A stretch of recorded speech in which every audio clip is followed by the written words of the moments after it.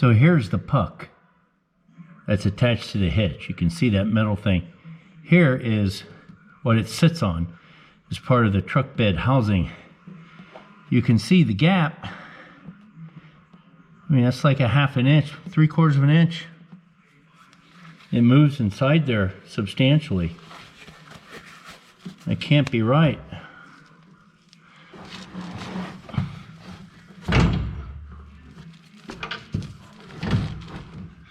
The only thing that's stopping it from moving more is where the bolt goes down through the T-slot. And I'm afraid that that slot that goes down past that, where the T-bolt goes down past, is wallered out now because of all the movement on this hitch and pulling the trailer.